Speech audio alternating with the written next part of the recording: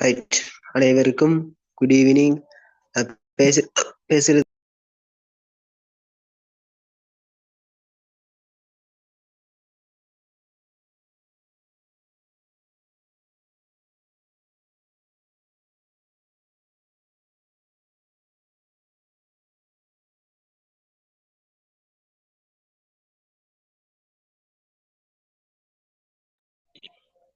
பேசுறது எல்லாரும் கிளியர் இருக்குதா?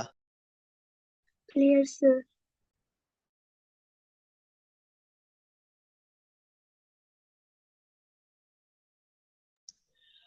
ரைட். இன்றைய வகுப்புல நாங்க பார்க்க இருக்கிற தலைப்பு ஒற்றையாட்சி சமஷ்டியாட்சி முறையை ஒப்பிட்டு வேறுபடுத்துக. இந்த கேள்வி கடந்த வருடங்கள்ல 2024ஆம் ஆண்டு வந்த கேள்வி. சம்டைம் 2026ல வரலாம், 2025ல இந்த கேள்வி வரல. அதனால 2026ல இந்த கேள்வி பிரதிபலிக்கலாம் என்ற அந்த ஒரு எதிர்பார்க்கையோட தான் இந்த ஒரு கேள்வியை நான் இன்றைக்கு டிஸ்கஸ் பண்றதுக்கு போட்டிக்கிறேன். ரைட்.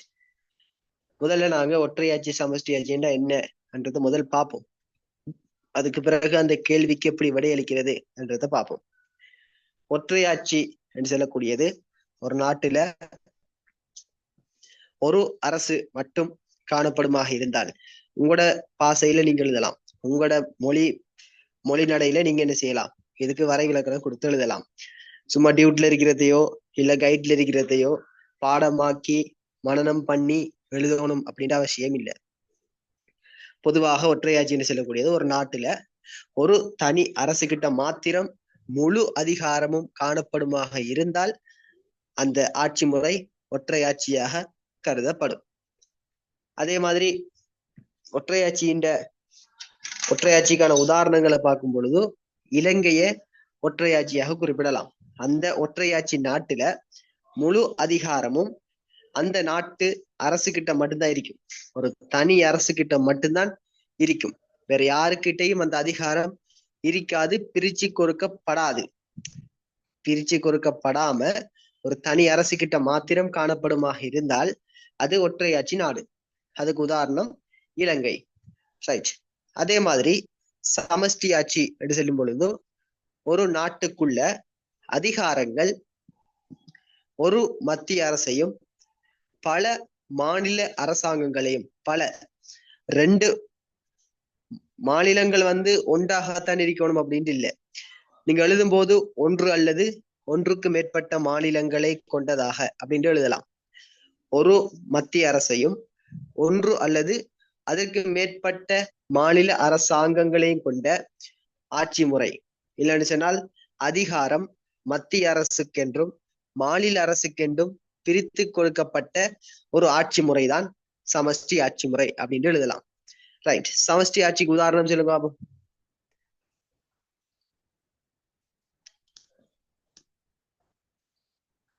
சமஷ்டி ஆட்சிக்கு உதாரணம் யாரு கேளு?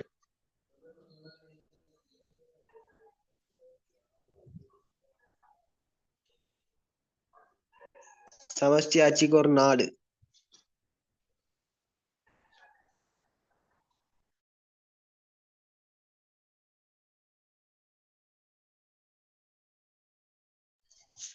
சமஷ்டி ஆட்சிக்கு எந்த நாட்டை உதாரணமா கொடுக்க இயலும்?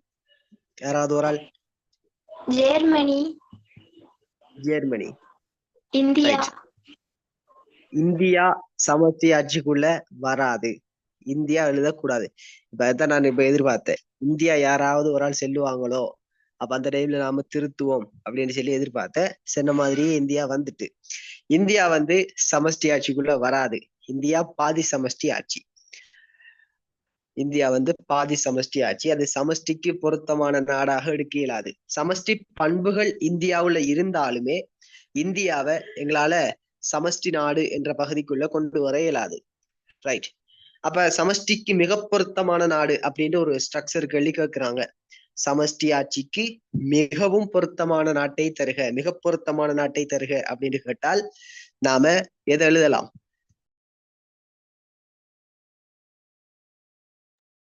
America sir. Canada. Right, very good. America America மட்டும்தான் சமஷ்டிக்கு மிக பொருத்தமான நாடு. மற்ற நாடுகள்லயும் சமஷ்டி இருக்குது. ஆனால் அமெரிக்காவை ஏன் அப்படி சொல்றாங்கன்னு சொன்னால், ஆரம்பத்திலிருந்து இப்ப வரைக்கும் சமஷ்டி ஆட்சி முறை காணப்படுது. ஆரம்பத்துல கூட்டு சமஷ்டியாக உருவானாலும் அதுக்கு பிறகு சமஷ்டியாக உருவாக்கம் பெற்றது. ஒரு சமஷ்டிய முதல்ல ஒரு கொண்டு வந்த நாடாக இந்த அமெரிக்கா பார்க்கப்படுது. பாரம்பரியமாக சமஷ்டியை பின்பற்றி வரக்கூடிய ஒரு நாடாக இந்த அமெரிக்கா இருக்குது. அதனால அமெரிக்காவை ஒரு சமஷ்டி ஆட்சிக்கு மிக பொருத்தமான நாடு அப்படின்னு சொல்றாங்க. ரைட். அவ சமஷ்டி ஆட்சியில் அதிகாரங்கள் இரண்டாக பிரிச்சு கொடுக்கப்படும். மத்திய அரசுக்கு என்று சொல்லியும் மாநில அரசுக்கு அப்படின்னு சொல்லியும். இதுதான் ஒற்றையாட்சி சமஷ்டி ஆட்சிக்கான ஒரு அடிப்படை விஷயங்கள். ரைட். இப்ப ஒற்றையாட்சிர பண்புகள் பார்க்கும் பொழுதோ பாப்போம். யாராவது ஒரு ஆள் ஒற்றையாட்சிர பண்பு ஒன்று சொல்லுங்க.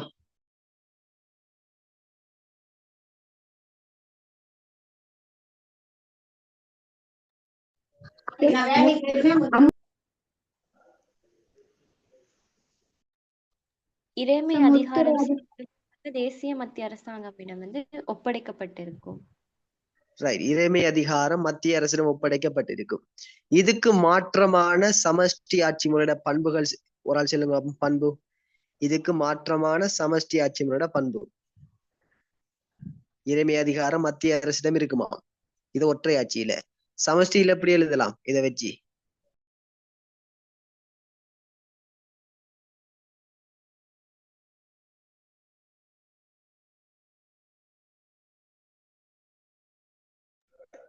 சமஷ்டியில இறைமை அதிகாரம் மத்தி மாநிலம் என 2 அரசாங்கங்களுக்கு பிரித்து வழங்கப்பட்டிருக்கும் அப்படின்னு எழுதலாம். ரைட். அதே மாதிரி ஒற்றையாட்சியில ஒற்றை நிர்வாகம் காணப்படும். சமஷ்டி ஆட்சியில இரட்டை நிர்வாகம் காணப்படும். அதே மாதிரி ஒற்றையாட்சியில ஒற்றை குடியுரிமை காணப்படும். சமஷ்டி ஆட்சியில இரட்டை குடியுரிமை காணப்படும். இதெல்லாம் பண்புகள். இந்த பண்புகளை வச்சுதான் நாங்க இப்ப இதை பிரிக்க போறோம். ஒற்றையாட்சியையும் சமஷ்டி ஆட்சியும் ஒப்பிட்டு வேறுபடுத்த போறோம். ரைட். முதலாவது அறிமுகம். ஒற்றையாட்சி சமஷ்டி ஆட்சியை ஒப்பிட்டு வேறுபடுத்துக அப்படின்னு ஒரு கேள்வி கேட்டால் நாங்க அறிமுகம் எழுதணும். முதல்ல ஒற்றையாட்சின்னா என்ன, ஒற்றையாட்சி சமஷ்டி ஆட்சி எப்படி பிரியுது என்றதை நாங்க இங்க கொடுக்க போறோம். ஒற்றையாட்சி சமஷ்டி ஆட்சி இந்த ரெண்டுமே எப்படி பிரியுது என்றதை கொடுக்க போறோம். இது எந்த பகுதிக்குள்ள வருது இதைத்தான் நாங்க முதல்ல எழுதணும். பாருங்க, ஒற்றையாட்சியும் சமஷ்டி ஆட்சியும் எந்த பகுதிக்குள்ள வருது என்றதை நாங்க முதல்ல சுட்டி காட்ட போறோம். ரைட். அந்த வகையில ஒற்றையாட்சி சமஷ்டி ஆட்சி இந்த ரெண்டும் யாப்பிண்ட அதிகாரங்கள் பகிர்ந்தளிக்கப்படுற முறையை அடிப்படையாக கொண்டு வகைப்படுத்தப்படுது. அதாவது யாப்பின் மூலமான அதிகாரங்கள் இருக்கும். என்ன, யாப்பு எழுதும் போது சில அதிகாரங்கள் கொடுத்திருப்பாங்க. அந்த அதிகாரங்களை யாப்பின் அடிப்படையில எப்படி வகைப்படுத்துறாங்க?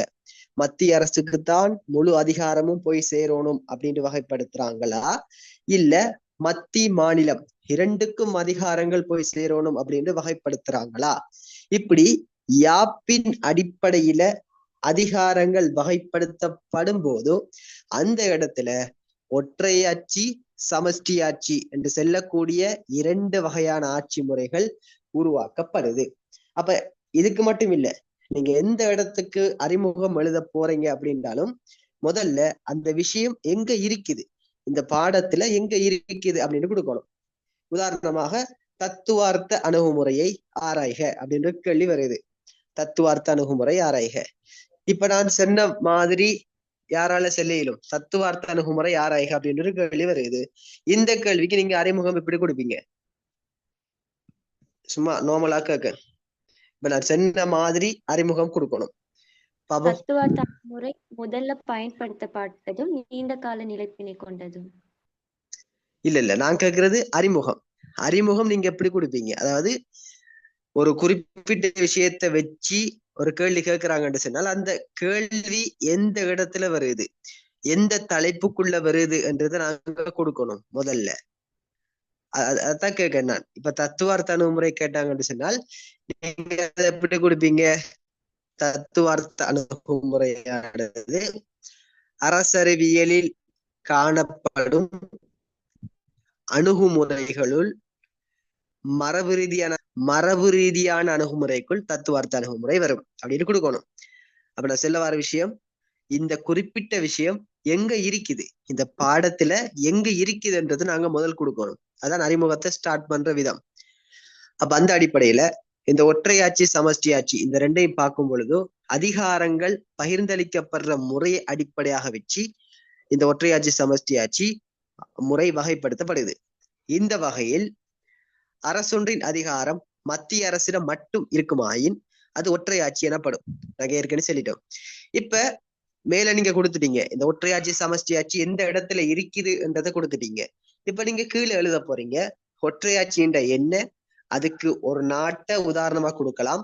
சமஷ்டி ஆட்சின்ற என்ன, அதுக்கு ஒரு நாட்டை உதாரணமாக கொடுக்கலாம். இப்படிதான் அறிமுகம் எழுதுற மெத்தட். ரைட். இந்த வகையில அரசின் அதிகாரம் மத்திய அரசிடம் மாத்திரம் காணப்படுமாயின் அது ஒற்றையாட்சி அப்படின்னு சொல்லலாம். உதாரணமாக இலங்கை, பிரான்ஸ், பிரித்தானியா இந்த நாடுகளை எங்களுக்கு உதாரணமாக எடுக்க இயலும். அடுத்தது, அரசின் அதிகாரம் யாப்பினூடாக மத்திய மற்றும் மாநில, அதாவது மத்திய அரசுக்கும் மாநில அரசுக்கும் பகிர்ந்தளிக்கப்படுற முறை சமஷ்டி முறை ஆகும். இந்த இடத்துல பாருங்க, இந்தியா வருதா? இல்ல, இந்தியா வராது. இந்தியா எழுதக்கூடாது, எழுதினா பிள்ளை.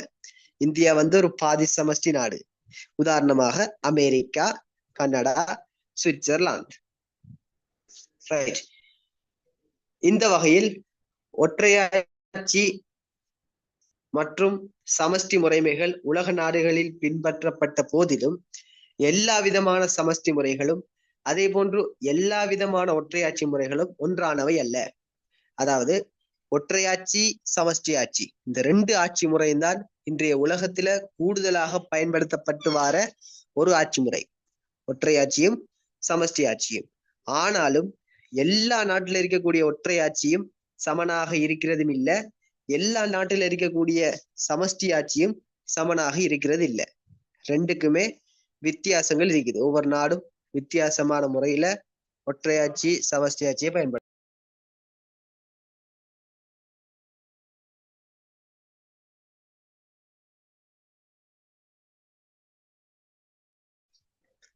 அப்ப ஒவ்வொரு நாடும் வித்தியாசமான முறையில ஒவ்வொரு ஆட்சியையும் பயன்படுத்துது. அமெரிக்காவுல சமஷ்டி ஆட்சி ஒரு விதமாக இருக்கும், கனடாவுல சமஷ்டி ஆட்சி ஒரு விதமானதாக இருக்கும். அதே மாதிரி இலங்கையில ஒற்றையாட்சி ஒரு விதமானதாக இருக்கும், பிரித்தானியாவுல ஒற்றையாட்சி ஒரு விதமானதாக இருக்கும்.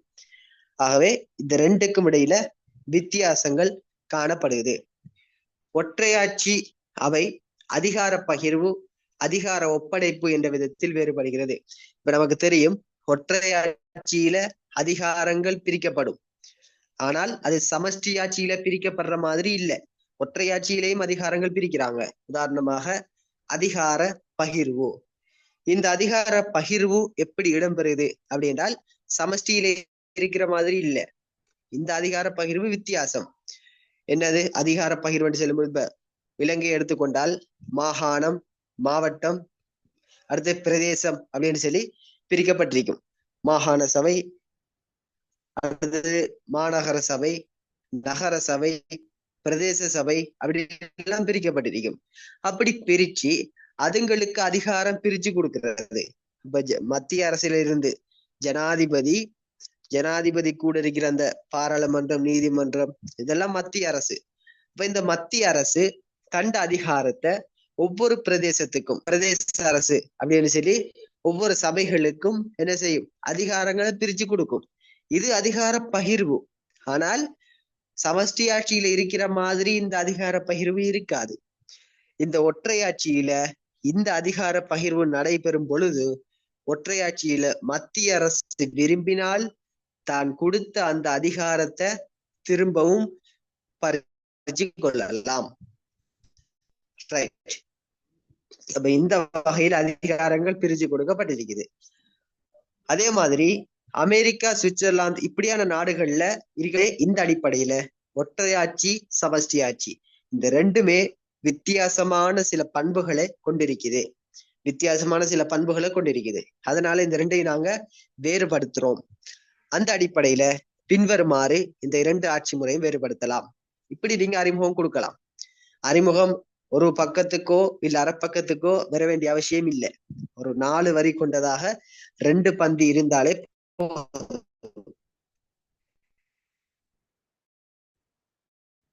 ரைட். இப்ப நாங்க உள்ளடக்கத்துக்குள்ள போவோம்.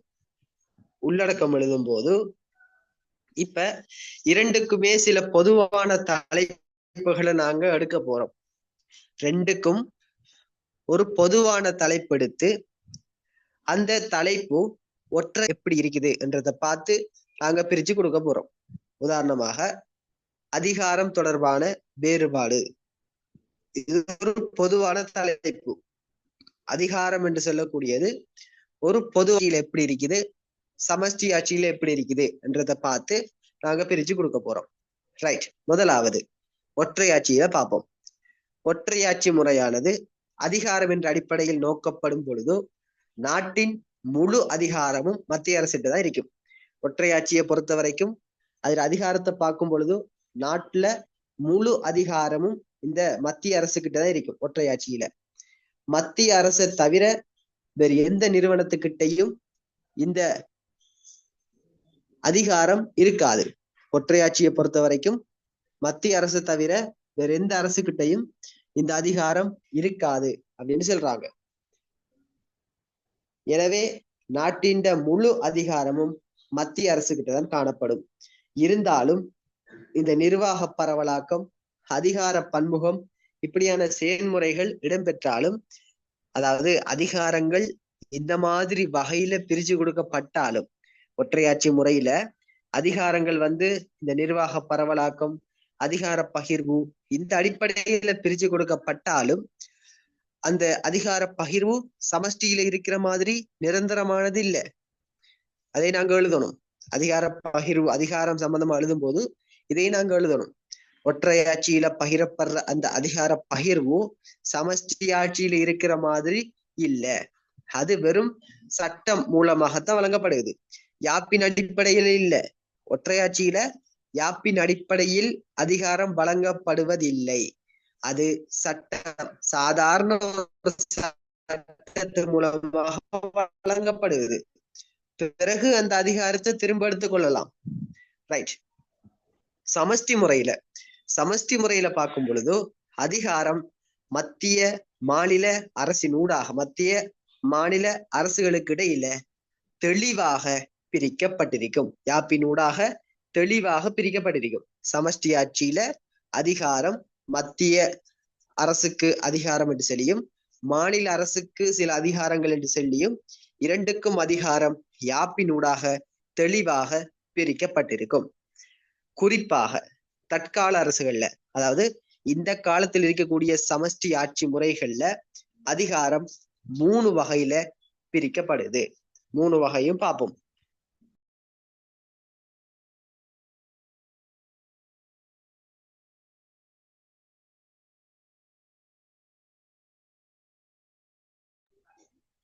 முதலாவது அமெரிக்காவுல மத்திய அரசு சில அதிகாரங்கள் எடுத்துக்கொண்டு ஏனைய அதிகாரங்களை மாநிலங்களுக்கு கொடுக்குது.